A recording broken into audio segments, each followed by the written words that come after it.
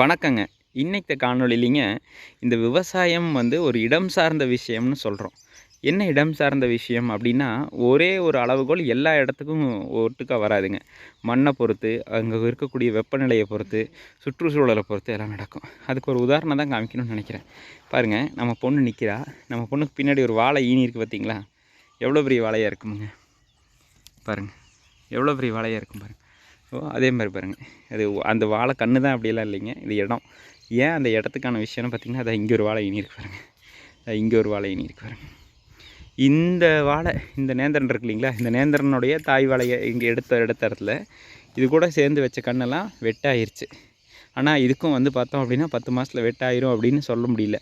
நமக்கு வந்து இப்போ தான் ஈனி இருக்குது. ரெண்டாவது உயரம் வந்து ரொம்ப குறைவாக தான் வந்திருக்கு.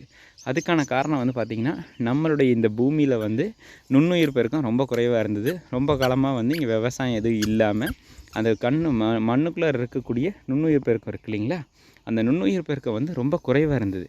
அப்போ அந்த நுண்ணுயிர் பெருக்கம் ஓரளவுக்கு வரதான் சரி, நான் இதெல்லாம் என்ன நடக்குன்னே தெரியலை அப்படின்னு நினச்சிட்டு இருந்தேன். ஆனால் வந்து ஈனிருச்சு பாருங்கள். இது வந்து ஒரு வகையான ரஸ்தாளி. அதே இன்னொரு வாழை பாருங்கள், ஈனி பழுத்துருச்சு. 2 சீப்புனால 2 சீப் விட்டு பாருங்கள், அதுக்குள்ளார சின்ன இதாக இருக்குன்னு அது வந்து கீழே விழுந்துருச்சு. பழம் அதுவும் சாப்பிட்லாம், சின்னதாக சாப்பிட்லாம். அப்போது இது வந்து இடம் சார்ந்த விஷயம், லொக்கேஷன் ஸ்பெசிஃபிக். அப்போ இது வந்து 9 மாதத்தில் வெட்டாயிரும் அப்படின்ற ஒரு விஷயத்தை நம்ம எங்கேயுமே 10 மாதத்தில் நம்ம வந்து வாழையை வெட்டாயிரும் அப்படின்னு சொல்கிறது எங்கேயுமே நம்மளால் அதை வந்து சொல்ல முடியாது. அப்போது இந்த இடத்துக்கு தகுந்த மாதிரி இது மாறுச்சு. இப்போ என் கணிப்புக்கு வந்து பார்த்திங்கன்னா, இது வச்சு 13 மாதம் ஆச்சுங்க. 13 மாதத்துக்கு இப்போ தான் தாரே ஓரளவுக்கு வந்திருக்குது. ஈனுமா அப்படின்னு தெரில, ஈனி இருக்குது. இதுவும் பாருங்கள், இது வந்து தார்னால பெரிய ரஸ்தாளின்னு சொல்லுவாங்க. இந்த ரஸ்தாளியே வந்து பார்த்திங்கன்னா, அதுவும் எல்லாம் இடுப்பசரம் தான். பாருங்கள், நான் கை நேரம் நீட்டுறேன், என் கைக்கு கீழேயே தார் வருது. அப்போது மரத்தினுடைய இது சரி இது தானே அப்படின்னா, ரஸ்தாளி இப்படி தான் இருக்குது. அடுத்தது பார்த்திங்க அப்படின்னா நேந்திரனும் இப்படி தான் இருக்குது. அடுத்து இங்கே ஒரு நேந்திரன் இருக்குது, இதுவும் இப்படி தான் இருக்குது.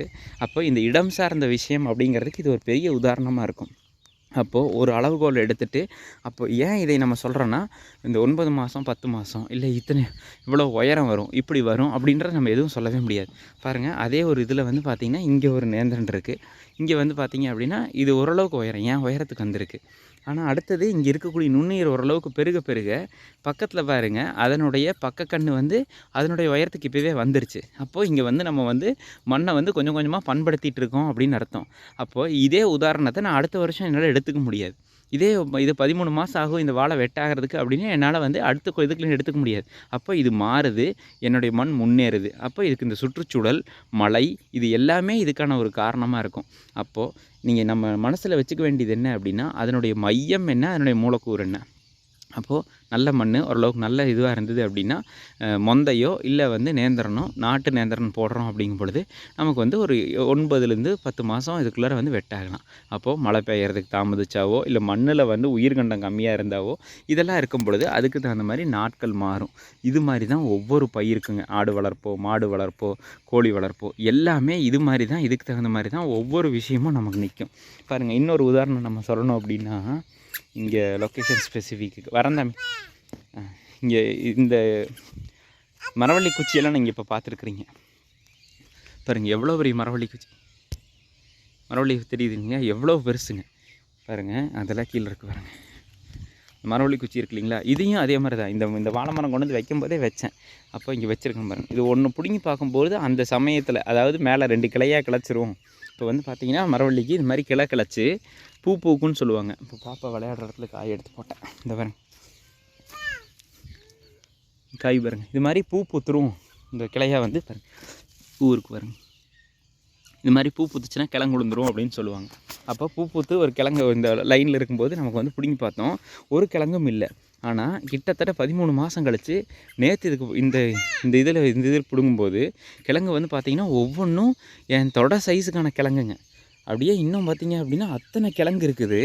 அந்த கிழங்கு எல்லாமே வந்து நமக்கு வந்து அது அந்த நேரத்துக்கு தகுந்த மாதிரி வரல. அப்போது இங்கே இருக்கக்கூடிய நுண்ணுயிர், இங்கே மண்ணினுடைய தன்மை, இது எல்லாமே வந்து இடம் சார்ந்த விஷயம்தான். அப்போது அதனுடைய மூலக்கூறை மட்டும் நம்ம வாங்கிக்கணும். உங்களுடைய மண்ணை பற்றி உங்களுக்கு தான் தெளிவாக தெரியும். அடுத்தவர்களை காட்டிலும் நமக்கு தான் தெளிவாக தெரியும். அப்போது அதனால தான் வந்து சொல்லுவாங்க, நம்ம காட்டில் இந்த குட்டையில் இது நல்லா வரும், அந்த குட்டையில் அது நல்லா வரும் அப்படின்னு. அப்போது நம்மளுடைய முன்னோர்கள், நம்மளுடைய தாத்தா பாட்டி அவங்களுக்கு அந்த இதை பற்றி நிறையா விஷயம் தெரிஞ்சிருக்கும். அப்போ இவங்கக்கிட்டேருந்து அந்த அனுபவத்தை எடுத்துக்கிறது ரொம்ப முக்கியமான விஷயம். நம்ம மண்ணுக்கும் நமக்கும் இருக்கக்கூடிய புரிதல் அப்போ தான் ரொம்ப நல்லா வரும். சரிங்களா? அந்த அளவுக்கு நல்ல ஒரு புரிதல் வரணும் அப்படின்னா, நம்ம முன்னோர்கள் கூட நம்ம இருந்திருக்கணும். நம்ம தாத்தா பாட்டியோ, அம்மா அப்பாவட்டையோ இந்த குட்டைக்கு எப்படி பண்ணணும்? வாய்க்கால் எப்படி போடணும்? வாய்க்கால் எப்படி பாயணும்? 2 பக்கம் வாய்க்கால் பாயணுமா? ஒரு பக்கம் மட்டும் வாய்க்கால் பாயணுமா? இப்போ இந்த இதுக்கு வந்து பார்த்திங்கன்னா, இது 2 பக்கம் வாய்க்கால் பாய்ச்சிருக்கிறோம். அடுத்ததுக்கு வந்து பார்த்திங்கன்னா, ஒரு பக்கம் தான் வாய்க்கால் போகும். ஏன்னா மண் சரிவு. அப்போ இதை பற்றி நமக்கு கண்ணில் பார்த்து புரிஞ்சுக்கல அப்படின்னா, அதுக்கு தகுந்த மாதிரி கேட்டு தெரிஞ்சுக்கணும். மண்ணு கூட நம்ம வந்து பயணம் பண்ணணும். நம்மளுடைய விவசாயம் பண்ணும் பொழுது, நம்ம மண்ணில் இப்போ என்ன இருக்குது? எப்படி இருக்குது? என்னன்னு பார்த்து, அதுக்கு தகுந்த மாதிரி வந்து நம்ம மண்ணு கூட பயணம் பண்ணும் பொழுது மட்டும்தான் நம்மளால் சிறப்பான ஒரு விவசாயத்தை வந்து நம்மளால் பண்ண முடியும். அப்போது அடிக்கடி மண் கூட எப்படி பயணம் பண்ணுறது? அடிக்கடி பார்க்கணும். என்னென்ன அறிகுறி காமிக்குதுன்னு பார்க்கணும். எப்படி நடக்குது? பயிர் போட்டால் எப்படி முளைப்பு இருக்குதுன்னு பார்க்கணும். இப்போ இன்னொரு உதாரணம் சொல்கிறேன்னு பார்க்குறீங்க. இது வந்து நம்ம வீட்டு தேவைக்காக வந்து காட்டுக்கம்பு விதைச்சிருக்கிறேன். அதே இங்கேயும் விதைச்சிருக்கிறேன். ஆனால் இது கொஞ்சம் பழசாகி போச்சு. ஆனால் அங்கொன்று இங்கொன்றுமா தான் முளைக்குது. இது வந்து பக்கமாக முளைச்சிருக்குது.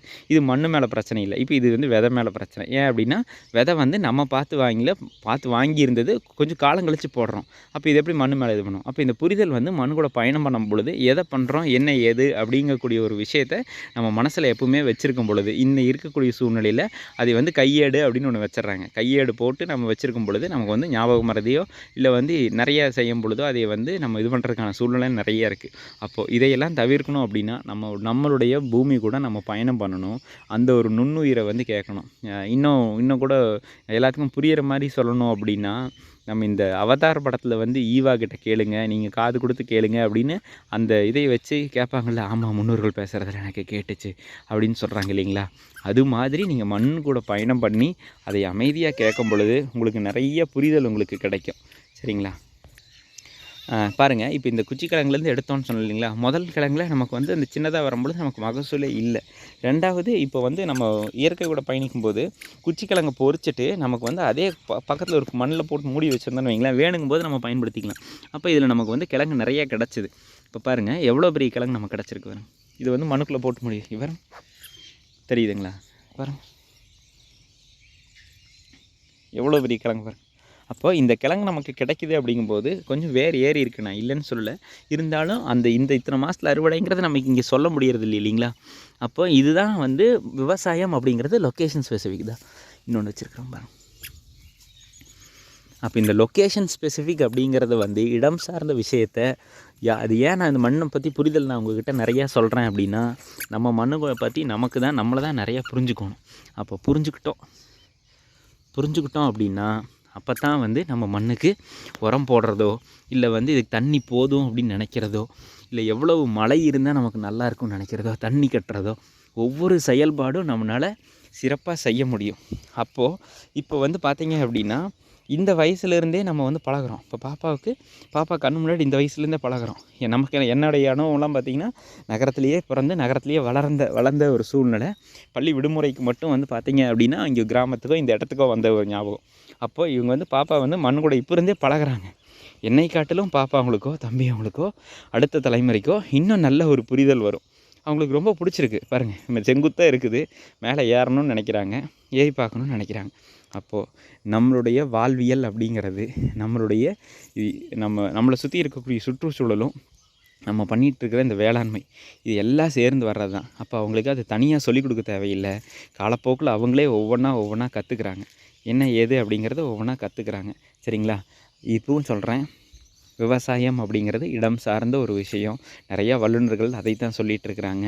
இடம் சார்ந்த விஷயம். அதனால் லொக்கேஷன் ஸ்பெசிஃபிக்காக அந்த லொக்கேஷன் யார் ஸ்பெசிஃபை பண்ணுவாங்க அப்படின்னு பார்த்தீங்க அப்படின்னா, அங்கே இருக்கக்கூடிய நம்ம தான் ஸ்பெசிஃபை பண்ணணும் இங்கே இப்படின்னு.